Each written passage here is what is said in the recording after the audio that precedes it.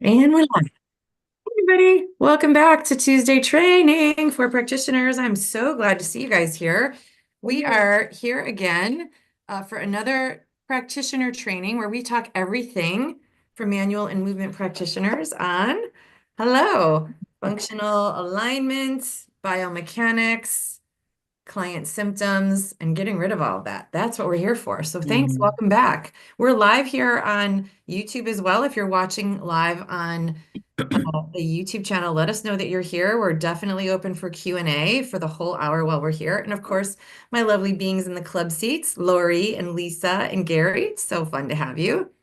We're talking today about lumbar herniations, sciatic symptoms, and what to do about them. I'm going to share with you how I work with all of them clinically and what you need to know about them before you start treating them. And then, of course, how to treat them. And I know that those two in particular can be pretty unnerving for you. Yeah, I see you, Gary, for you as the provider and also for them as the, pain recipient.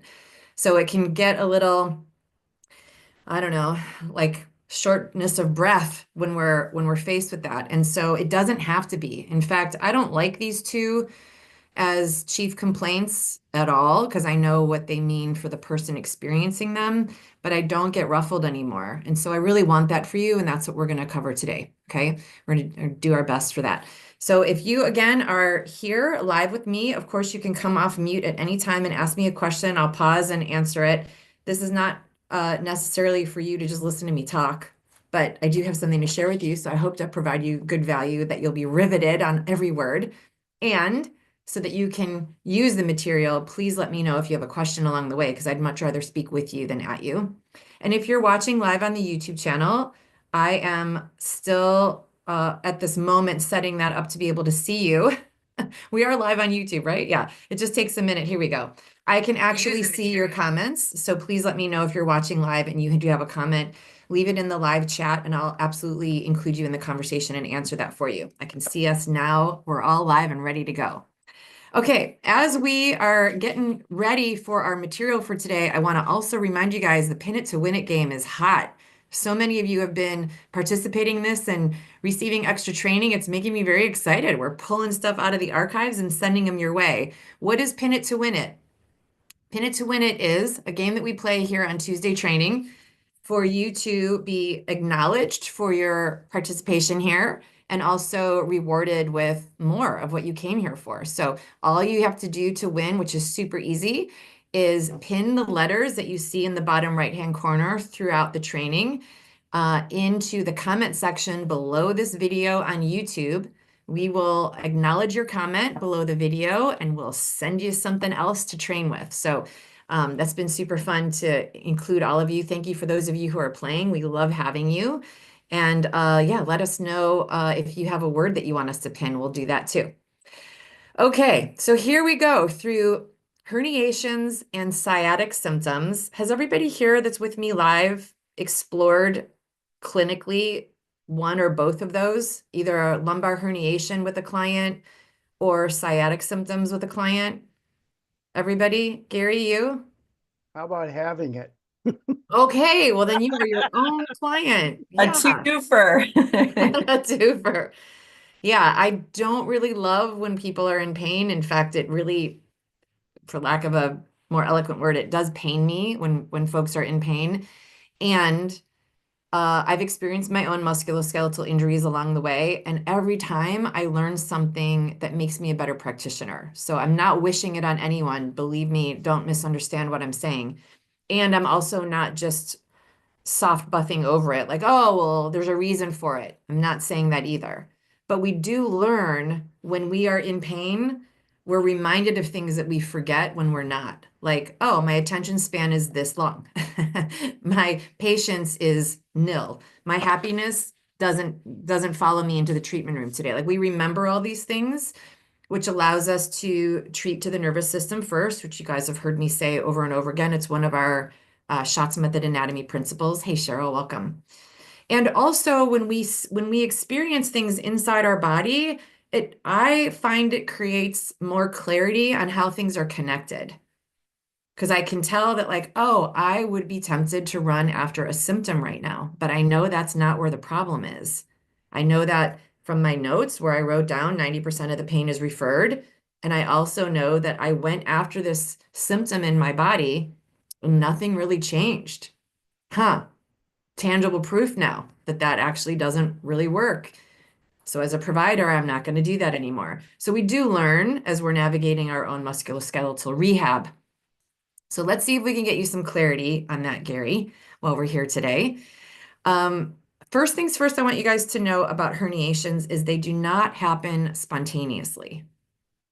Sometimes we are compelled to believe that when a client says they bent down to tie their shoe and then their doctor told them that the searing pain they had in their back was a herniated disc, that it was the shoe tying that caused it. It's not. It's the straw that breaks the camel's back. Terrible pun to use in this instance, but that's literally what happens. Herniations do not happen spontaneously. In fact, even thinking that they would be that cantankerous and or fragile just by bending down to tie my shoes leaves us in a subconscious belief system that our body is somehow fragile and faulty. And neither of those is true. We know that because there's so much compensatory pattern that's available. We're the opposite of fragile. We are literally resilient and just keep going and figure it out in our physical structure. So we don't want to believe that just bending down to tie our shoes, for example, is what herniates a disc. That doesn't happen spontaneously. So what does that mean for us then as providers? Well, it means that we need to know that a herniation is in response to something. It's in response to a disruption in the way we're designed because our design is perfect. It's a dysfunction in the chosen alignment, not the design alignment, right? And when there's a chosen misalignment, think about what do I mean by that? Like, think about sitting. If you're sitting in the chair right now, well, first of all, if you're sitting in a chair right now and what I'm about to share with you, you've done, that means that we need to go back and review some Tuesday trainings because you've heard me say this a lot. Cheryl's adjusting. She's like, I'm not doing it. I'm not doing it. If you're sitting in your chair right now listening, and it's okay if it's happening for a minute, and your lumbar spine is touching the back of your seat, I don't care what kind of chair it is, what you've done then is you've reversed your lumbar curve so that it can now touch whatever is behind you. It's not even designed to be there, right? If I show you Murph face down, it makes a lot more sense. This curve literally goes the opposite from the chair that you're sitting against. So if this lumbar curve, these bones here are touching that chair, you're reversing the natural order of things from an alignment perspective in this area of the skeleton. It can be done. You can flex your spine. It's designed to do that as a joint action, but not as a pattern, not as a habit, not as a posture. So if I'm sitting with my lumbar spine touching my chair, what I've done now is misaligned these bones through the muscles that move them. And now those muscles have to be in a lengthened state. They're not contracting. If these muscles contracted, I'd have a deeper curve in my lumbar spine. So we sometimes mistake tension types. We've talked about that here on Tuesday training. If that would be a good reminder for you, go back and watch that training on tension types. If my lumbar spine is touching the chair that I'm sitting on, I've lengthened the muscles here, and now I'm holding them in a lengthened position, which means they lose their elasticity and their power. So now the next time I go to use my back, if the habit is to have lengthened and weakened muscles, and I need the muscles to be strong and contracting, that tension type between I need you to contract, but I am held in a lengthened position, I'm patterned in a lengthened position that I don't remember exactly how to contract, makes the movement that I'm doing by bending down to touch my toes and flexing and using muscles here to do a different job, it makes them not available to do that job. That's the problem with having chronic misalignment just from habit and posture and the effect that they have on the muscles around those bones. That torque and tension and pull and held positions is a buildup over time, hey Val, that can lead to what seems like a herniated disc that just spontaneously erupts. But it's not spontaneous, it's a buildup over time. I have a lot of clients and some practitioners in my life who have what we call a diminished lumbar curve, meaning that in their natural standing state, in their resting state, not doing an action, this lumbar curve doesn't look the way it's designed to come. That's sort of like a bad grammatical sentence, but my point is when they're standing, they don't have this lumbar curve here naturally anymore. It's still there available to them because the bones are formed in this shape for a reason to stack in this perfect design. But they're engaging the muscles chronically in a way that pulls these vertebra into a more military spine. Some of you might have heard that. That's how it was described to me in school. Now I refer to it more as diminished, meaning this curve is diminished and it looks a little straighter than curved, a little straighter than curved. Muscles move bone. We know that we talked about that last month. Muscles move bone. That's just the way the body's designed, which means for these bones to no longer show up in this formation, I'm doing something with the muscles to pull on those bones. I'm doing something on the muscles that also isn't neutral to their action. I'm making them work and do an action that's not natural to their design, which makes them less available later. That's what patterning and posture is all about. And alignment, for those of you who guys do yoga and uh, Pilates and personal training, and you're focused on form and alignment. The form and alignment matters when you're looking to create muscle gains in your folks, but it also matters from a structural perspective, that their structure is in alignment as well before you ask them to fully engage the muscles in an action.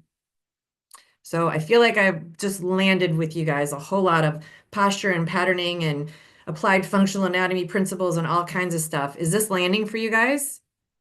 Is it feeling like you're all, yeah, you all been here so many times that I know you know what I'm talking about. Good. And for those of you who are here live with us on YouTube, I can see that you're here. Let me know if this is landing for you as well, or if I can repeat anything for you for your clarity. I'm happy to do that. So the takeaway from what we just said is that herniations, lumbar herniations, do not happen spontaneously. They happen over time. Let me back up for a second because I just heard someone say, well, yeah, they can. Yeah, in an impact trauma. I'm skiing and I run into a tree. I get flipped off of a horse, horseback riding. I'm in a car accident. Impact trauma. Absolutely. But when it's just not following a skiing, horse riding, or motor vehicle accident, and I just bent down to tie my shoe, the tying the shoe is not a traumatic injury. That was a pattern that ended the cycle. Okay. And that is what we know is in our wheelhouse to remedy. So I love hugs. I love hugs on camera. I love warm fuzzies. I love all of that. That was lovely. Um, so what I'm gonna workshop with you guys today a little bit, just verbally, we're not gonna physically workshop it, but I'm gonna talk to you guys today about how this setup for a lumbar herniation is actually in our wheelhouse and how we can prevent it and resolve it, because it can be prevented for sure. And I'm not suggesting that we become orthopedic surgeons. We're not resolving that. But if it's just a pattern that needs to be reintroduced into the body and then added to a usage pattern on top of it, totally in our wheelhouse. We can do that as manual and movement practitioners. And now let's just switch to sciatic. Sciatic symptoms are often pointed at the piriformis. And I understand why, and I have shared with you guys that the anatomy is where we have the answers. You might have heard me say that before, and I hope that you're a believer of that. And I have had practitioners say, the anatomy does tell me, because of where the sciatic is in relationship to the piriformis, that it is the piriformis that's causing the sciatic problems. And I still think there's more to learn about the anatomy so that we don't keep making that mistake. And so I'm going to share with you today a little deeper about the anatomy so we don't just go at first blush Similar to how a herniation doesn't happen spontaneously, a muscle doesn't just spontaneously decide to be a jerk either. That's in response to something. So while we can say, Gina, listen to me, the proximity of the sciatic nerve and the piriformis absolutely say that it is a piriformis symptom. An action of the piriformis is causing it, and I fist down tell you that that's it. If you still dig into the piriformis with your elbow or your thumbs or your machine or whatever it is that you're working on, that is, my friends, a rookie move because muscles don't just spontaneously get upset. So we still need to find out, why did that muscle get upset? It didn't get upset because the sciatic nerve lives near him. We're designed that way. And there's no mistake in how we're designed. So that can't be it. It's got to be something else that's causing that symptom, even if you suspect that the piriformis is at play here. So I want to walk today through how that could be happening. Without rebalancing in both herniations, lumbar herniations and sciatic, without rebalancing both the sacrum and the lumbar curves, the arrangement of the sacrum and the lumbar spine, without rebalancing both of them, not just one, we will continue to have Groundhog's Day effect on the folks that we're serving. And we could also make things worse and even irritate part of the symptom, like the piriformis. Even if you think it is the piriformis and sciatic and you go for it and try to release it, without also addressing the position of the sacrum and its alignment and the alignment of the lumbar curve and returning it back to its natural orientation, which is a curve, we will make things worse. Definitely won't resolve it. And I know you guys are here to resolve it because that's what you tell me that you're here to do. And I believe you because I am too.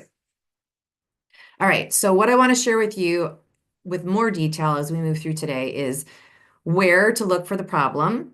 If I'm telling you now it's not the lumbar disc and it's not the piriformis, why it happens that it turns out to be what I say that it is, and the body's response to that. How does the body navigate the things that I'm about to tell you? And also what to do about it, meaning the workshopping. And I'm going to share that with you from a perspective that I use clinically. This is how I work. I've done this for a few decades. I know some of you know that. It's coming up on 33 years in a month. I can't even believe it's that long. It's coming up on 33. Thank you. We'll celebrate. I'll bring it up again and probably again and again. So it's been a few decades and a lot of trial and error at the beginning, for sure. And like I said at our start today, these conditions don't startle me anymore. Thanks, Lori, for the confetti. These conditions don't startle me anymore, and I want you to have ease and finesse with them as well. And mostly, I want you to resolve the pain because that's what we're here to do for everybody. I'm going to give you my best in the time that we have today. And if you are really looking to dive in deep, I highly recommend that you join us for the Sacred Sacrum course, which we are running right now through the club. All club members have access to this course for the rest of February. We talk about the genesis, the compensatory patterns, the anatomy around the sacrum and the lumbar curve, including nerves that we're going to talk about today. And we also workshop them out and we studied together. So if you want to do that and really take a deep dive, if you're working on orthopedic issues, your clients are presenting with orthopedic issues, or you want to learn how to resolve them, this in-depth course is the answer. I honestly, I can't stress that enough. So you can come join us in the club for a week as my guest. There's no obligation to stay. You don't have to commit to, even coming back, but you can at least enjoy for 7 days all the training that's in there. Everybody that's here live with me in our club seats is in the club. So you guys have all already either done the training live or you've watched it on replay. Val says it's hard to believe 33 years because you honestly don't look old enough. I know, Davey. Thank you. Aging gracefully. Thank you. Thank you. Thank you. So I'm youthful enough to have something to say about it and old enough to have something to say about it. So I'm happy to share that with you guys. Thanks, Val. That was really sweet. All right, guys. So let me give you a little bit more detail. Hunker in now. Like this probably will be the note-taking part that you want to talk about for herniations. So I sort of already alluded to it, but let me take you a step further. When we're navigating herniated discs, we are talking about this soft connective tissue in between the vertebra. Some of you already know that. Sometimes it's great to review. Some of you are just hearing it for the first time. These herniations are at varying degrees, which I'm not going to go into all of those now, but we do have that in other training, of course. But even the slightest movement to the most dramatic movement can be symptomatic. And the reason why it's symptomatic isn't, again, because we're designed with flaws, it's the opposite. We're designed without flaws. So as soon as something happens that can be risky in the body will be like, hey, owner of the body, I think you might need to pay some attention here. The last thing that we want to do is medicate over that symptom, the initial onset of discomfort, and be like, oh, I'm just going to take some Advil for that low achy back. It's the last thing you want to do because now the body can't communicate with you. It's still trying, but you've cut off the phone line between the body and what it's experiencing and your brain and knowledge about what to do about it. I'm not suggesting that people should walk around in pain. I am not saying that pain medication shouldn't happen. Please don't filter me and clip this off the internet and make up a story. What I'm saying is when the body gives us a sensation that there is something off, that's the initial point when something's off. And what I shared with us earlier at the start here was that herniations don't happen spontaneously outside of impact trauma. They're a buildup. So when you first get that initial something's up here, that's the start of the buildup. We want to know where that is. We want to know what we're up to. We want to know what we were up to yesterday. We want to know what we asked our body to do in the last 2 weeks to 2 days that's different than what we used to do. And we want to tie that back to what mechanically was I asking my body to do and how did it feel about that? When you're troubleshooting orthopedic issues, that's the thought process to go through. What was I up to and how did my body feel about that? Now, what we don't want to say then is, oh, my body really doesn't like it when I garden. Your body likes it when you move. Your body is designed to move. But if movement creates a symptom, there's something in that movement that needs to be optimized, not stopped or medicated over. It's your body is giving you clues like, hey, those muscles that you needed to do that job, they weren't actually all there. I got the job done for you, but I did it sort of like ad hoc. Your responsibility then is to figure out, well, what was that? What was supposed to happen, did it? And what happened instead, and how come? Okay, and that's case by case, of course, but you do want to ask that question. We don't want to, how many times can I say the word don't and stumble? What we want to avoid is just pointing at a muscle and being mad at the muscle. The muscle's not to be made mad. The muscle's telling you, hey, I tried my best. We got the job done, but there were prices to be paid. Like sitting. So I'll use the same experience that we talked about at the beginning. If you found that your lumbar spine, when I brought this up earlier, and look, everybody sat upright. See how common it is? Like even we do it, guys. So of course it's going to happen with our clients. We're like, oh my gosh, she just said this 10 minutes ago. Right. Noted. Great. We can all keep ourselves responsible for that. If you're sitting habitually with your lumbar spine touching the back, touching the surface that you're leaning against, that means that these muscles are doing something not in their optimal design.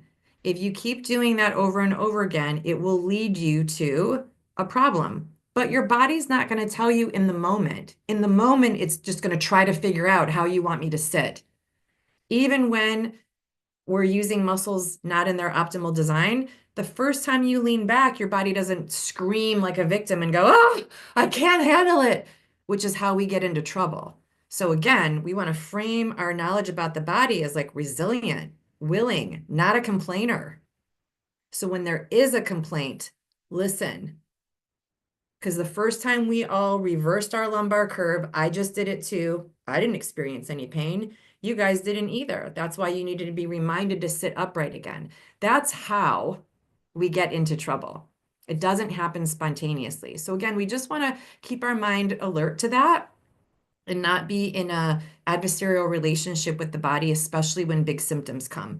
When big symptoms come that were generated over time, we really want to dig into how did that get created? What was happening over time repeatedly? It's kind of easier when it's an impact trauma because you're like, oh, you got thrown from a horse. Yeah, that impact will take out a disc for sure. But when it's over time, you really want to find out what your client's been up to. What were they doing? How were they doing it? And how are they meant to be doing it? And that will tell us why the body responded the way it did. So back to the lumbar curve. When the lumbar curve is diminished and the muscles that hold the spine in this position, the erector spinae, are in a lengthened held position, that's called tensile stress. Tensile stress is long and tight, but it's not contractile. It doesn't have a contractible, elastic quality to it. The muscles lose their strength, even though they feel tight. But this area of the body is meant to hold us up. This is literally our core. We don't want to have muscles that are long and tight here and not strong. So part of our solution then is to put this area of the body into a neutral aligned position and then strengthen the muscles that are meant to be in that area, holding up the spine. Got to do them both in that order. Also, what happens with upper lumbar herniations and lower lumbar herniations, more commonly lower lumbar. We talk about this at length actually in the Sacred Sacrum course because of the orientation of L5 and how it sits against the sacrum. So more common here and also load bearing, but also not as common, but same problem at L1, L2. Whenever there's a change in direction from one curve to another, there's strain put on that disc that isn't there when the spine is in neutral alignment. So as Murph is standing here, I'm trying to get him all on the camera for you. As Murph is standing here and his L5 vertebra has a little bit of an arc angle to it, which again, we talk about this at length in the course. That's neutral for him. There's no pressure there. But as soon as I lean back and touch my spine to the chair that I'm sitting against, now I've taken that neutral position of L5 and I've straightened it and pushed it back. Now this load that's here between L5 and S1 is now increased way beyond what it's capable of doing because I have diminished the natural curve that's there. Same thing happens up at the top. The thoracic curve and the lumbar curve, one being concave, one being convex. Same thing with all four curves in the spot in the body. Sacrum goes like this, lumbar goes like this, thoracic goes like this, cervical goes like this. That's balanced. That's not stressful. But as soon as I change one of these directions, that's where the stress comes in.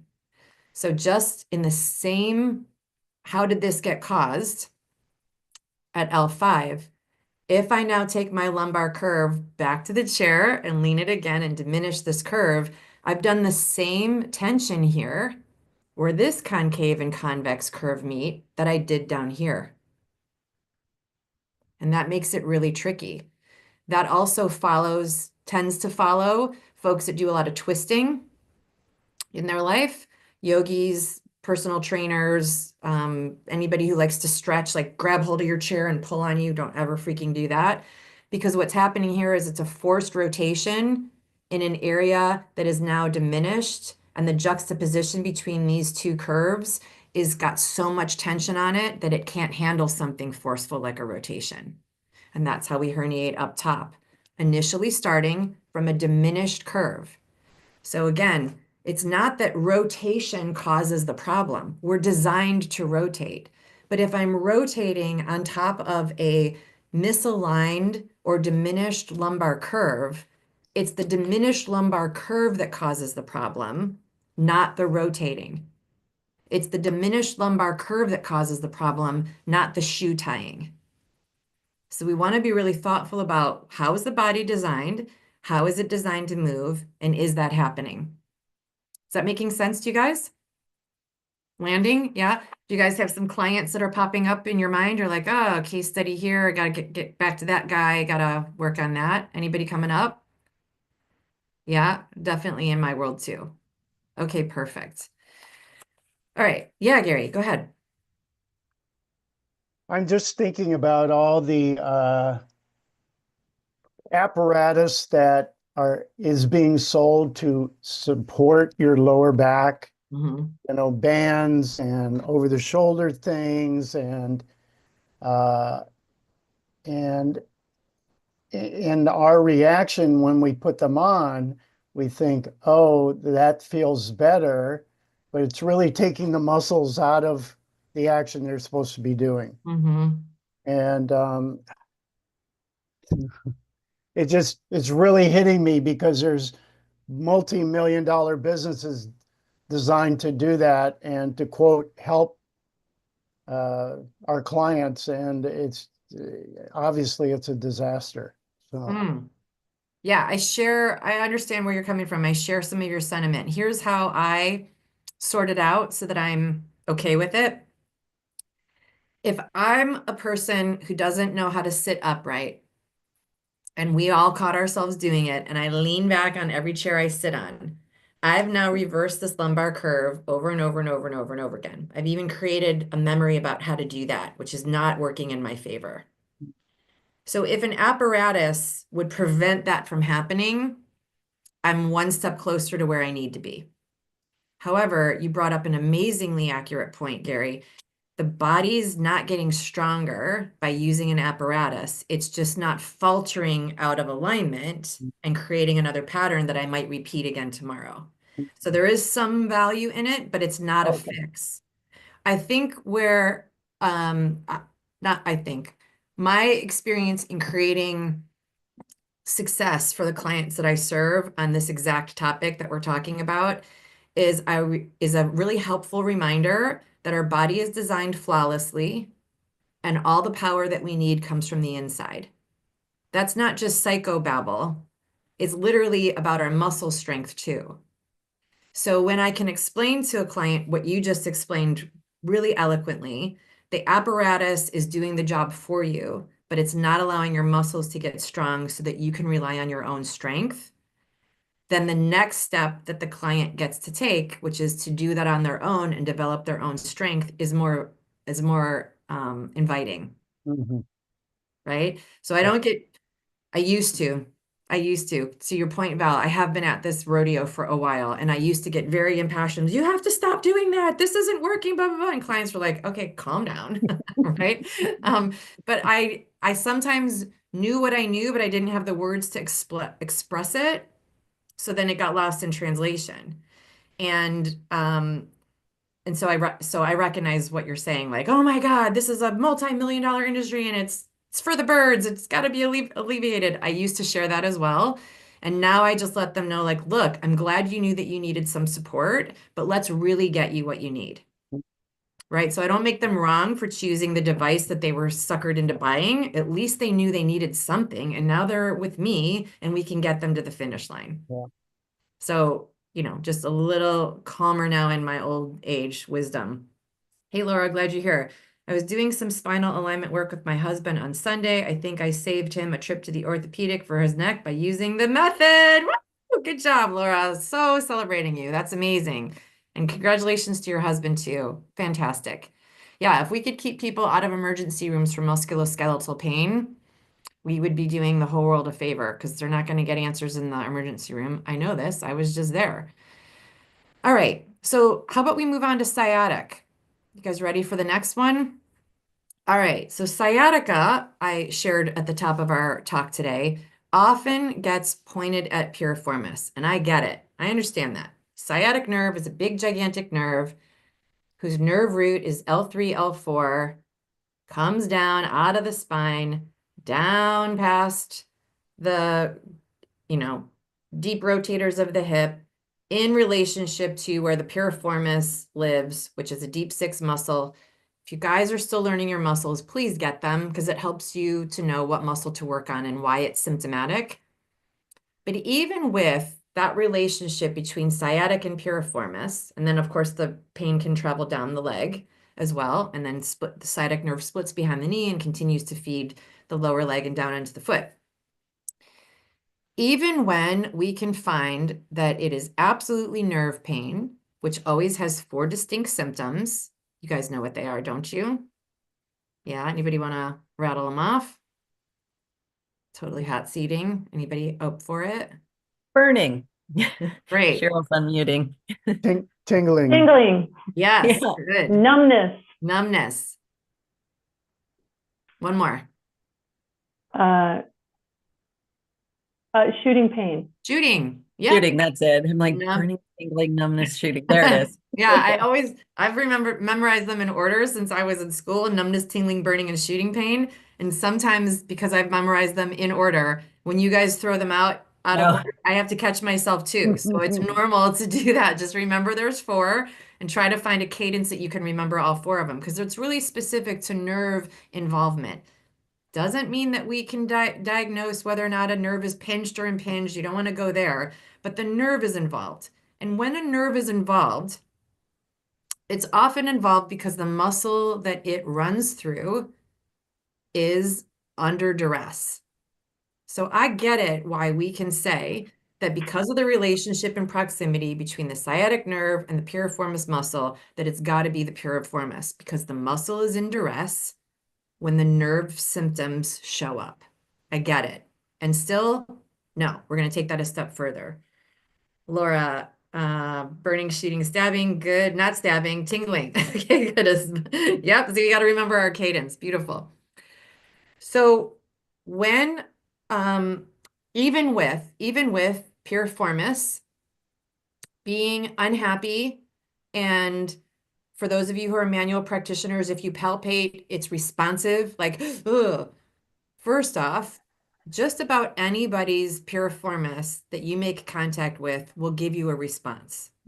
That doesn't mean there's something wrong with it. It's the nature of that muscle, where he lives, what he does, and his size. Doesn't mean there's something wrong with that muscle. There isn't. There's some muscles that have more response to them than others. Psoas would be another one. Doesn't mean there's something wrong with the psoas, although psoas is often mishandled. So even with a sensation here and the relationship between the sciatic and piriformis, it's still a rookie move to go after that piriformis because the reason he's that upset beyond his normal amount of tension is for a reason that has yet to be discovered. We don't just go after muscles because they're unhappy. We have to figure out again, what have they been through that made them so unhappy? Muscles don't get unhappy by using them. I just heard in the last several hours here that a practitioner said to their client, well, you have all this pain and symptomatic nerve pain because you walked a lot. Guys, we're designed to move. Please don't say that anymore. That means to me that you're still looking for what the answer is, but don't ever lead your client into thinking that them moving is a problem. Most people don't move enough. So we don't want to lead them into thinking that their, consistent walking is a problem. It's not. And if they're walking out of alignment, great. You noted something. But if they didn't have numbness and nerve pain from walking last week, why do they have numbness and nerve pain from walking this week? Something changed. What was it? That's what you want to look at. We don't just want to go after muscles and point at them like they're faulty.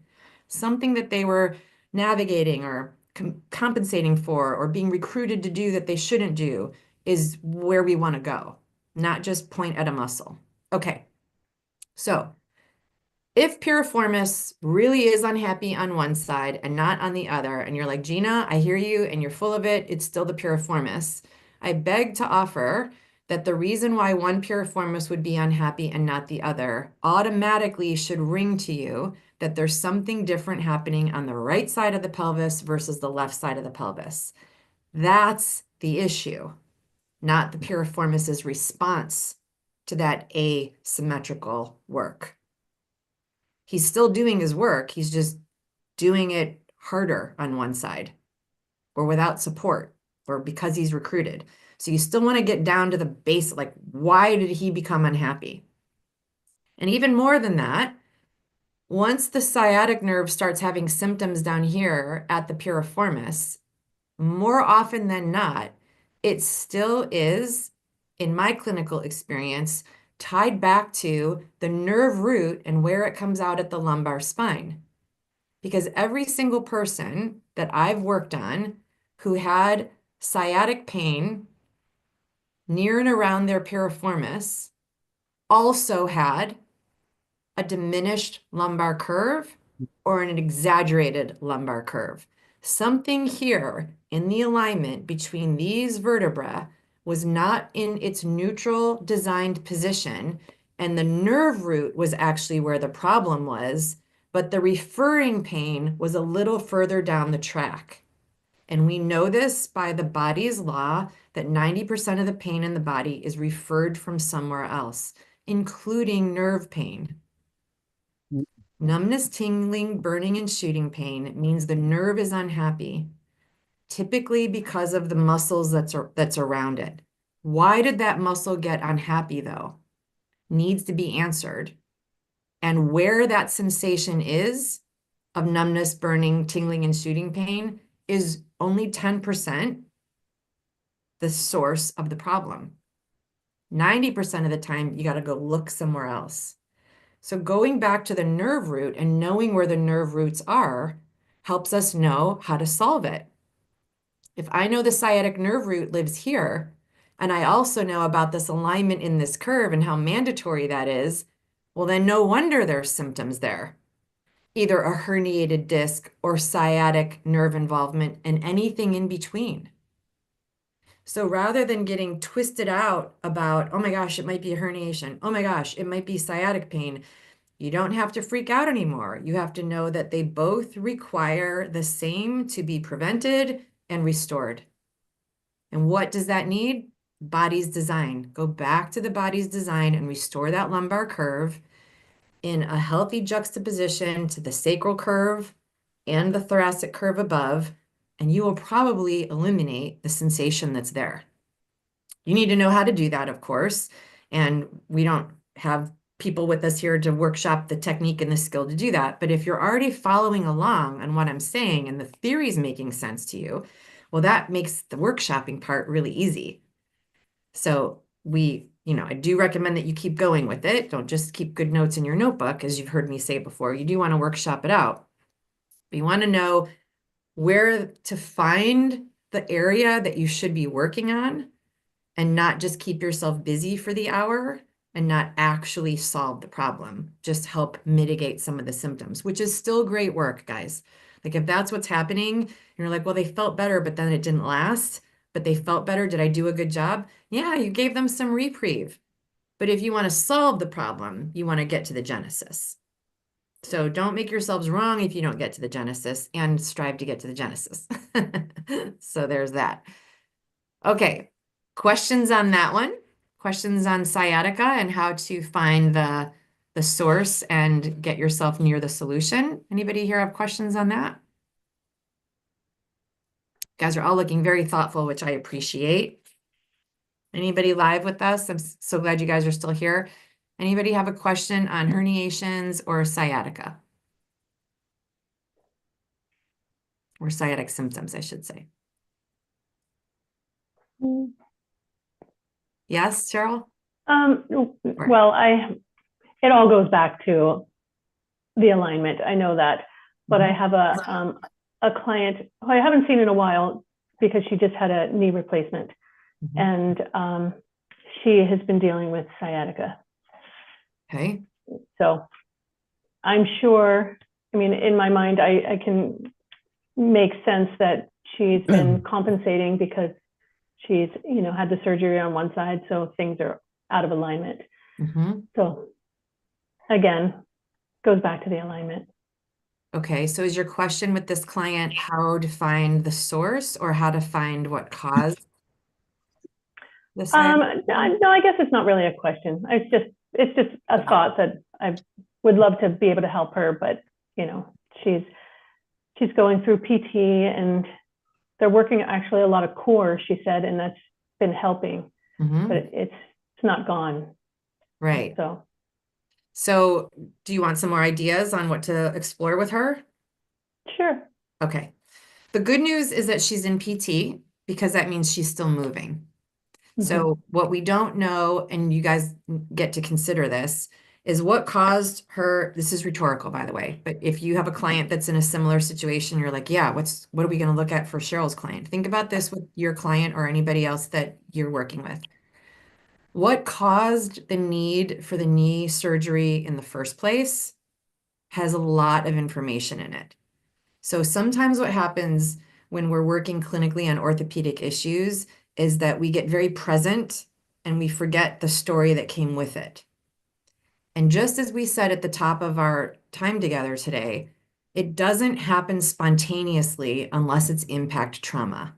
So it's really worth it to go back and find out what has been handled, happening, and tolerated all the way up to today.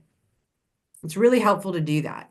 And I know mastery practitioners, we walk through really extensive subjective intakes, and that's part of it. So Cheryl, you're going to get that training again on subjective intakes, and that history line will start to be made more clear. So that's the first step. Figure out what happened before they even had the surgery.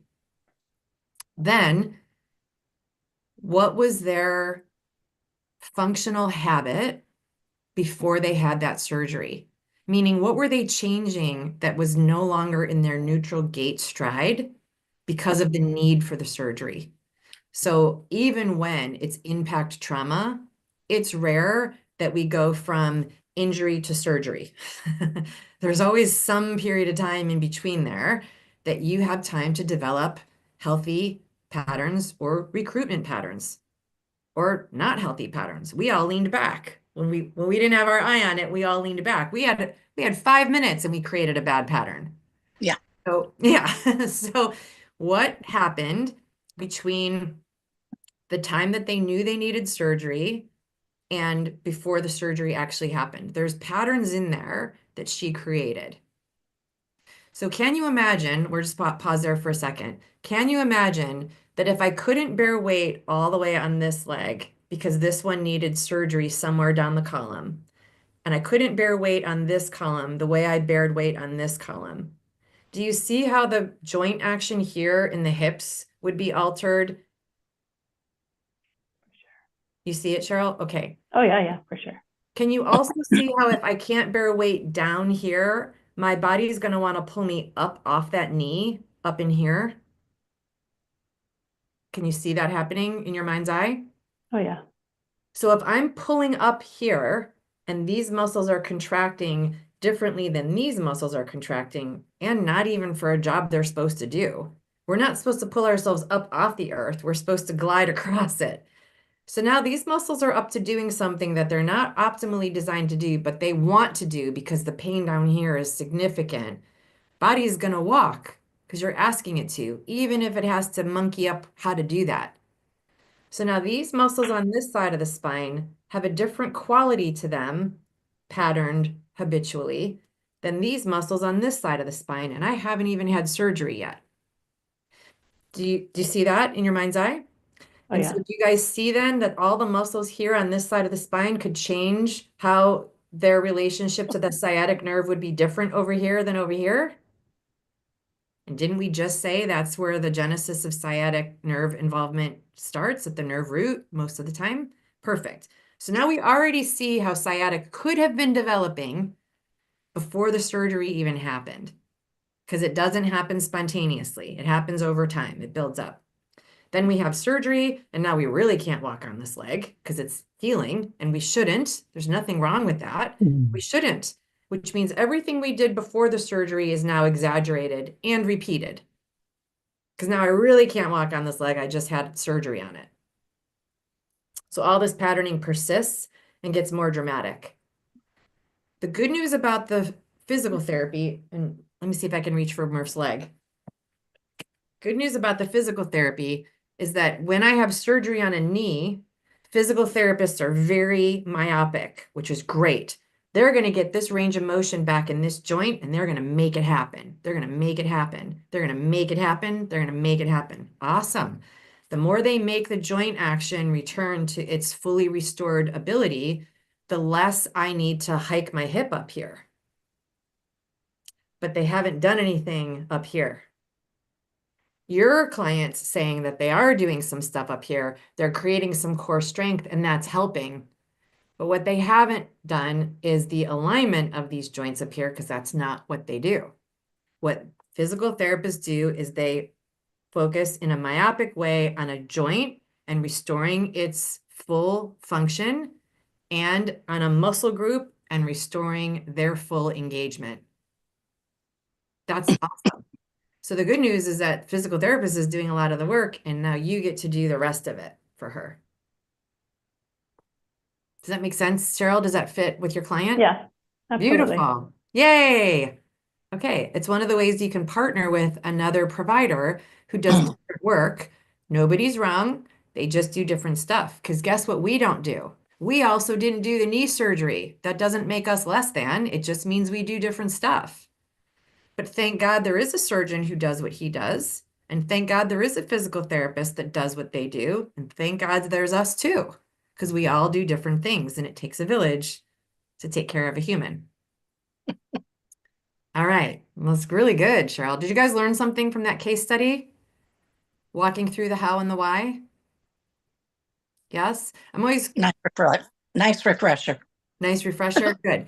I'm always curious about working with case studies, because what I've been hearing from my community is that we want more of that, more of that, more of that. And when I just roll out the answers, it doesn't stick.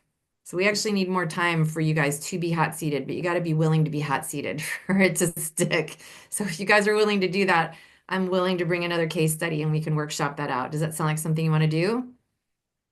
Case study, a real life case study, but you guys got to play then. You're willing to be hot seated and participate with what might feel like guesses at times, because that's the only way it'll stick. All right, perfect. We'll do that. We can absolutely do that. And we'll do it in a couple of weeks. We got our next few weeks scheduled. All right. Any other questions on herniations, lumbar herniations, or sciatic symptoms? Anything? Yeah, Val, what do you got?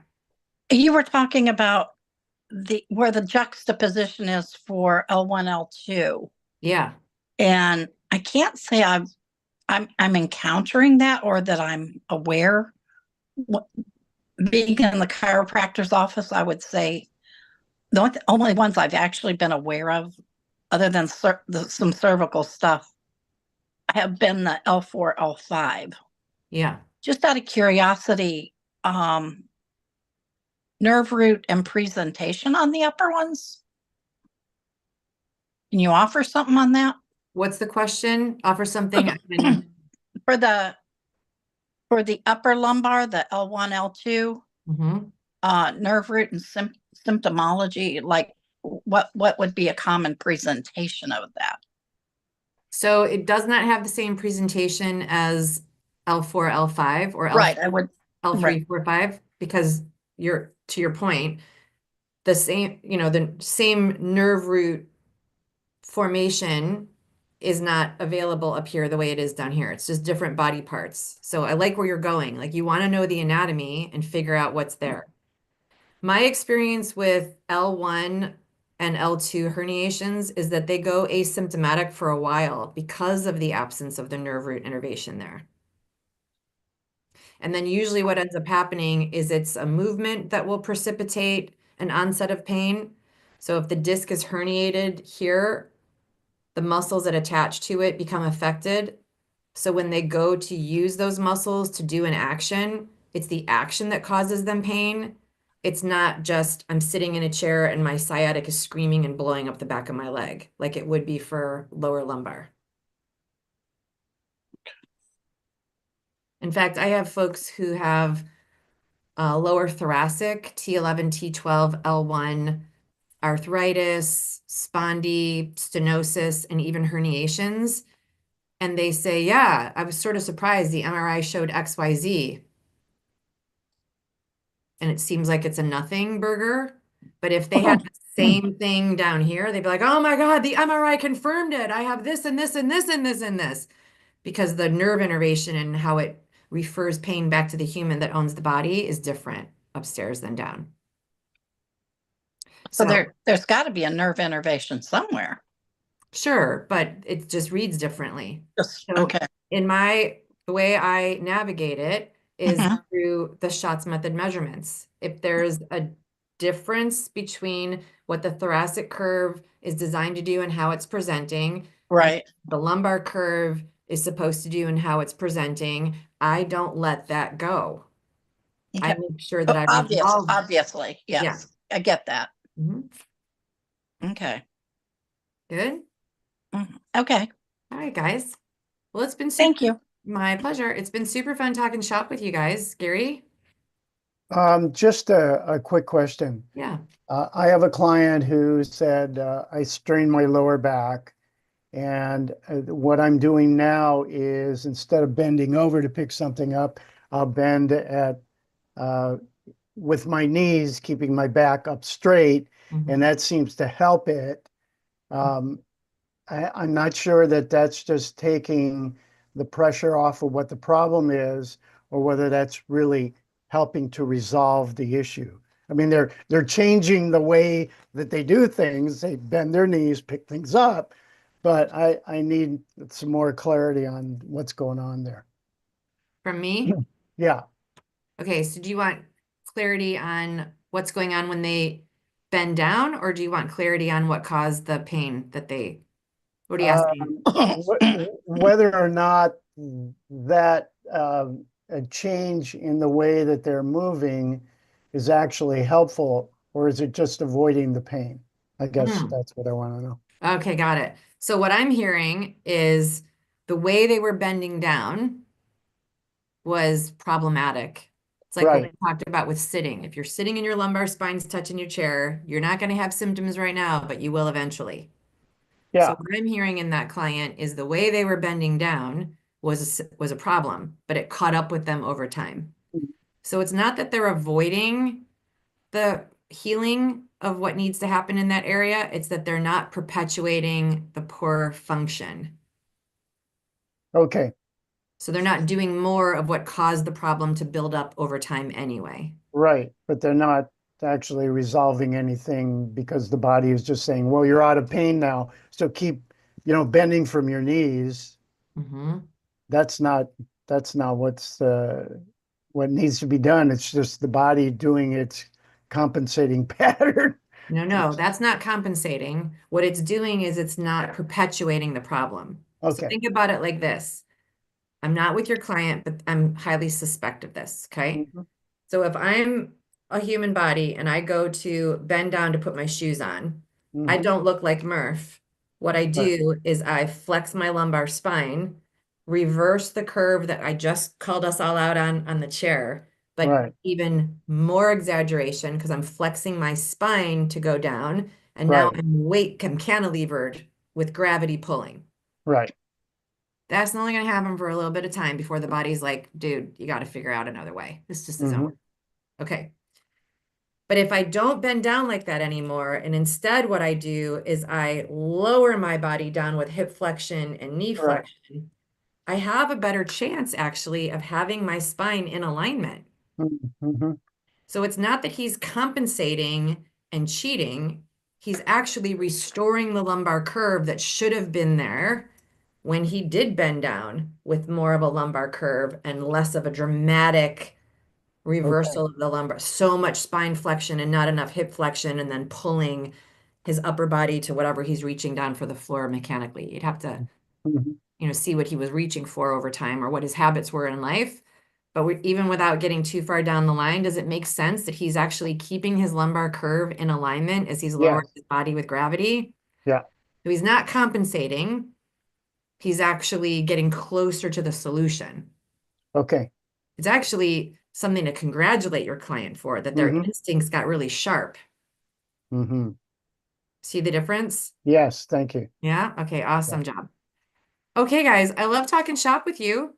Thanks so much for playing and coming in. And for those of you who are here on Club Seats, please make sure that you dive into the sacrum material and let us know if you have any questions on the workshopping. There's a lot of workshopping in that course that's available to you in the club for the rest of the month. I want you to make sure that you get to the workshopping part of it too. And then if you have questions on that, I'm happy to answer them here. Or you could also jump into your club study group and talk collectively about that with each other and also get more clarity on your workshopping. All right, my friends, so fun talking shop with you. Continue to do great work out there in the world. I hope you got value from our time together today, and I look forward to seeing you guys again next week. All right, bye for now. Thank you. My Thanks, pleasure. Jenna. My pleasure.